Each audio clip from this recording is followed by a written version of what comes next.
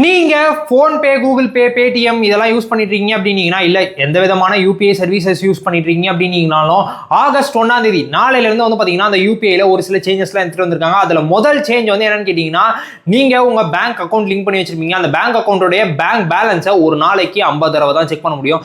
நான் ஏன்டா 50 தடவை செக் பண்ண போறேன் அப்படின்ற லெவலுக்கு தான் இருக்கு. ஸோ அது தாராளமான லிமிட்லயே வந்து கொடுத்துருக்காங்க. ரெண்டாவது சேஞ்ச் என்ன அப்படின்னு சொல்லி கேட்டீங்கன்னா, நீங்க டிரான்சாக்ஷன் பண்ணும்போது இன் ப்ராக்ரஸ் அப்படின்னு சொல்லி ரொம்ப நேரம் சுத்திக்கிட்டே இருக்கும். அந்த மாதிரி இன் ப்ராக்ரஸ் சுத்திட்டு வெளியே வந்துட்டோம் அப்படின்னா நம்ம 90 செகண்ட்ஸ் கேப்ல 3 தடவை தான் நம்மளால ஸ்டேட்டஸ் செக் பண்ண முடியும் அப்படின்ற ஒரு விஷயத்தையும் எடுத்துட்டு வந்திருக்காங்க.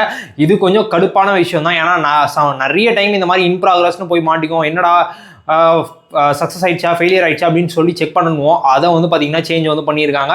அது மட்டும் இல்லாமல் நீங்கள் பேமெண்ட் பண்ணுறதுக்காக ஏதாவது ஒரு கடையில் போயிட்டு கியூஆர் கோடை ஸ்கேன் பண்ணுறீங்க அப்படின்னீங்கன்னா, ஸ்கேன் பண்ணும்போதே வந்து பார்த்தீங்கன்னா அந்த மெர்ச்சன்டோடைய பேங்க் அக்கௌண்ட் நேம்ல இருந்து எல்லாமே வந்து பக்காவாக கரெக்டாக வந்து வந்துடும். அது மட்டும் இல்லாமல் நீங்கள் பேமெண்ட்டை சக்ஸஸ் பண்ணி முடிச்சிட்டீங்க அப்படின்னீங்கன்னா, உங்களுடைய அக்கௌண்ட் பேலன்ஸை ஆட்டோமேட்டிக்காக வந்து காமிக்கும். உங்களுடைய அக்கௌண்ட்ல எவ்வளோ பேலன்ஸ் இருக்குது. இது மூலமாக வந்து பார்த்தீங்கன்னா மேனுவலாக பேங்க் பேலன்ஸ் செக் பண்ணுறதை கம்மி பண்ணணும் அப்படின்றனால இந்த ஒரு சேஞ்சையும் வந்து எடுத்து வந்திருக்காங்க. நீங்கள் எதுவாவது ஓடிடி பிளாட்ஃபார்ம் இல்லை இஎம்ஐ கட்டுறீங்க, இல்லை வேற எதுவாதுக்கு சப்ஸ்கிரிப்ஷனுக்காக நீங்கள் வந்து ஒரு ஆட்டோ பே வந்து எனேபிள் வச்சிருக்கீங்க அப்படின்னீங்கன்னா, ஆட்டோ பேமெண்ட் வந்து பார்த்தீங்கன்னா 24/7 வந்து எனேபிளில் இருக்காது.